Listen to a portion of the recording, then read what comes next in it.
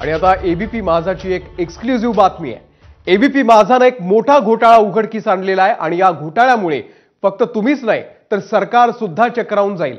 75 वर्षांवरील नागरिकांना सरकारने मोफत एसटी प्रवास योजना जाहीर केलेली आहे। मात्र या योजनेचा गैरवापर करत एसटी स्वतःची तिजोरी भरते आहे। ज्येष्ठ नागरिकांनी प्रवास केला नसताना देखील या योजनेसाठी मिळणारे अनुदान लाटण्यासाठी एसटीने शक्कल लढवल्याचं उघडकीस आलंय। नाव आणि ओळख जाहीर न करण्याच्या अटींवरती काही कंडक्टर्सनी तशी कबुली सुद्धा एबीपी माझाकडे दिलेली आहे। आमचे प्रतिनिधी अभिषेक मुठाळ यांच्या एक्सक्लुझिव्ह रिपोर्टने फक्त एसटीची पोलखोल केली नाही तर सरकारच्या डोळ्यांमध्ये देखील देखत सरकारचा खिसा कसा कापला जातोय हे देखील समोर आणलेलं आहे। आर्थिक तोट्याच्या खड्ड्यामध्ये अडकलेलं एसटीचं चाक बाहेर काढण्यासाठी सरकारी तिजोरीला भगदाड पाडण्याचं काम या ठिकाणी एसटीतल्या काही अधिकाऱ्यांनी केलेलं आहे हे आता उघड होत आहे।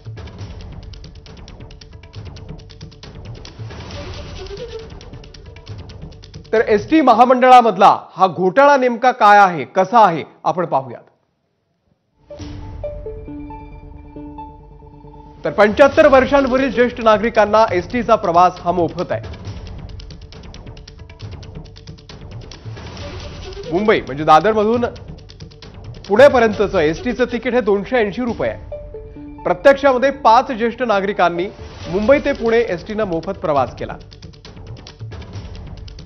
मात्र वाहकांना 20 ज्येष्ठ नागरिकांचं तिकीट फाडण्यासाठी दबाव टाकला जायचा।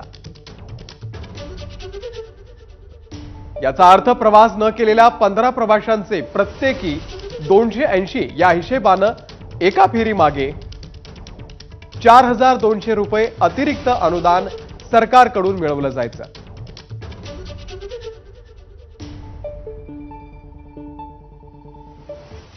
तर कशा प्रकारे कंडक्टर्सवरती दबाव आणला जातोय, कशा प्रकारे ज्येष्ठांनी प्रवास न करता कंडक्टर्सना तिकीट काढण्यास सांगितलं जात आहे, या संदर्भात कंडक्टर्सने आमचे प्रतिनिधी अभिषेक मुठाळ यांच्याशी काय संवाद साधलेला आहे आपण पाहूयात।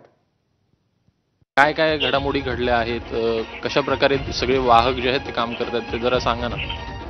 उत्पन्न कमी आल्यानं अधिकारी वर्ग आम्हाला सांगतोय अमृतची तिकीटं फाडा, त्याचे पैसे आपल्याला मिळतात, तुमच्यावर काही कारवाई होणार नाही असंही आम्हाला अधिकारी सांगतात। पण मागच्या काही दिवसात हे जरा जास्तच व्हायला लागलंय। तुम्हाला अधिकाऱ्यांमार्फत काही सांगितलं जातं का बाबा अशा प्रकारची तिकीटं जी आहेत ती अधिक प्रमाणात मारा वगैरे? हा, अशा प्रकारची तिकीटं करायला सांगतात ना आम्हाला। महामंडळाचा फायदा करण्यासाठी तुम्ही तिकीटं मारू शकता। नेमकं किती तिकीटं साधारणपणे मारली जातात? कमीत कमी 7-8 तिकीटं 3-4 फेरीला होतात। म्हणजे एका रूटला 1000 ते 1500 पर्यंत तुम्ही तिकीटं मारू शकता। अच्छा, म्हणजे असं स्पष्टपणे अधिकाऱ्यांनी सांगितलं? मग अधिकारीच सांगतात हे। तर काही कंडक्टर्स आपला कामचुकारपणा करण्याकरता कशा प्रकारे योजनेचा गैरवापर करतात आपण ऐकूयात। यामध्ये वाहकच दुरुपयोग करत आहे। म्हणजे होतं काय, जी सवलत दिली जाते ती 100% शासनाकडून अदा केली जाते आणि यात लाईव्ह चेकिंग वाले असतात जे इंटिमेशन देतात। पावती दाखवली की आपल्याला एसटी महामंडळाकडून पैसे मिळतात। महामंडळ आर्थिक डबघाईला आहे आणि असं करून फायदा करून घ्या, कारण आपल्याला आजपर्यंत काही दिलेलं नाही। आणि हा एसटीचा जो घोटाळा आहे तो उघडकीस करणारे आमचे प्रतिनिधी अभिषेक मुठाळ सध्या आपल्या सोबत आहेत। अभिषेक, एक मोठा घोटाळा तुम्ही उघडकीस आणलेला आहे, काय कारवाई होणं अपेक्षित आहे आता या सगळ्या अधिकाऱ्यांवरती? अमोल, जर का राज्य सरकारकडनं पाहायचं तर 2022 ऑगस्ट 2022 साली ही संपूर्ण योजना आणण्यात आलेली होती। सरकारचा उद्देश चांगला होता। 75 वर्ष वयाहून अधिक जे नागरिक प्रवास करू इच्छित आहेत त्यांना एकूण मोफत संपूर्ण जो प्रवास आहे तो देण्यासाठी सरकारकडनं प्रयत्न जे आहेत ते होताना पाहायला मिळालेले होते। मात्र एकूणच एसटीची जर का परिस्थिती पाहायची तर ती अतिशय दयनीय आपल्याला त्यावेळी पाहायला मिळत होती। एकूणच आर्थिक चणचण होती। जे एकूण एकूण कर्मचारी वर्ग आहे त्यांच्याकडनं देखील वारंवार आपल्याला अजून पगारवाढ मिळावी अशा प्रकारची मागणी आपल्याला होताना पाहायला मिळत होती।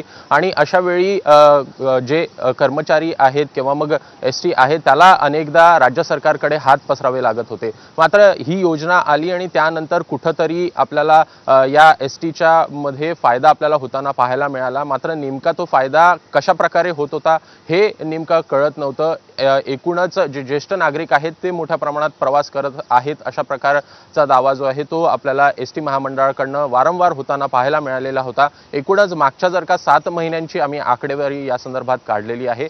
जानेवारी ते जुलै या दरम्यान जर का पाहायचं तर जवळपास सवलत मूल्यपोटी एकूण मोठ्या प्रमाणात सवलती आहे। त्याच्यामध्ये महिला ना देखील तिकीट जे आहे 50% ते आपल्याला मिळताना पाहायला मिळत असतं। मात्र यामध्ये कुठेही आपल्याला हा गैरप्रकार जो आहे तो आढळून येणार नाही, कारण की यामध्ये पैशांचा व्यवहार जो आहे तो आपल्याला होताना पाहायला मिळतो आहे। मात्र ज्येष्ठ नागरिकांचं जेव्हा तिकीट काढलं जात आहे त्यामध्ये पैशांचा व्यवहार जो आहे तो कुठेही दिसत नाही।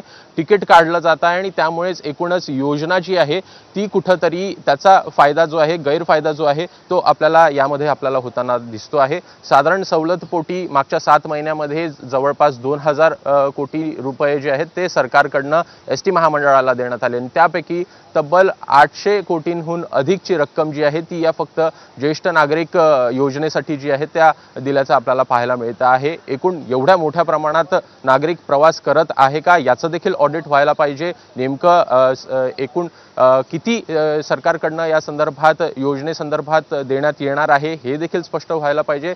नेमकं सरकारकडनं एसटी महामंडळाला या संदर्भात देखील प्रश्न जे आहेत ते विचारण्यात गेले पाहिजे आणि या एकूण एसटी महामंडळाचं म्हणणं या संदर्भात जर का पाहायचं तर हा सगळा प्रकार जो आहे तो आगर आणि वाहक या लेवलला होताना दिसतो आहे। मात्र हे वाहक जे आहेत ते आपल्या अधिकाऱ्यांवर ह्या सगळ्या गोष्टी टाकताना दिसत आहेत आणि त्यामुळेच जर का अशा प्रकारे दोघंही एकमेकांवर आरोप करताना दिसत आहे तर कुठंतरी एसटी कडनं देखील या संदर्भात चौकशी झाली पाहिजे। नेमका एकूण याची व्याप्ती जर पाहायची तर ती मोठी आहे, मात्र नेमकी किती कोटी रुपये सरकारकडनं एसटीनं लाटले आहेत हे सांगणं अतिशय कठीण आहे, कारण की मागच्या 2 वर्षामध्ये हा संपूर्ण प्रकार जो आहे तो सुरू असल्याचं दिसतं आणि त्यामुळे एकूण पुढे जाताना एसटी कडनं या संदर्भात काय भूमिका घेतली जात आहे, नेमकं काय सांगितलं जात आहे, कशा प्रकारे चौकशी होत आहे हे बघणं महत्त्वाचं असेल। निश्चित त्याचा पाठपुरावा आपण करूच। अभिषेक, तुमच्याकडून अपडेट घेत राहू। तुर्तास धन्यवाद या माहितीबद्दल।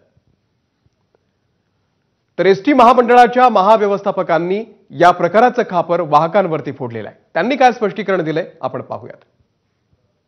काल पहिल्यांदा एक बातमी जालना विभागातल्या परतूर आगाराची कळली की जिच्यामध्ये वाहकाने ज्येष्ठ नागरिकांची तिकिटे विनाकारण इश्यू केलेली आणि त्यावर 19 तारखेला विभाग नियंत्रक जालना यांनी निलंबनाची कार्यवाही केलेली आहे।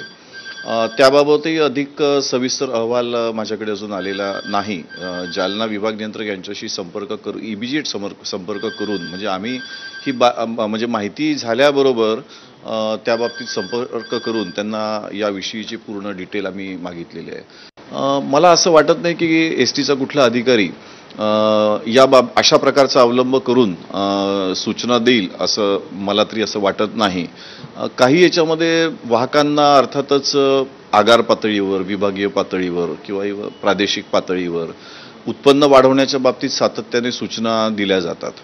तसेच वाहकांमध्ये चांगलं उत्पन्न आणणारे वाहक व निकृष्ट उत्पन्न आणणारे वाहक यांचं क्रमांकानुसार नावे प्रदर्शित करण्याची सुद्धा एक कार्यपद्धती आहे। एकंदरीतच आगारांची उत्पन्न वाढण्याकरिता सातत्याने विचारणा ही निश्चितच वाहक वर्गाला केली जाते। अशा याच्यामध्ये काही प्रमाणामध्ये काही वाहक याचा वापर करून उत्पन्न कुठंतरी थोडं जास्त दिसावं असा प्रयत्न निश्चितपणे म्हणजे करत असावे किंवा काय याबाबत आता आम्ही सखोल तपासणी करूया निश्चितपणे।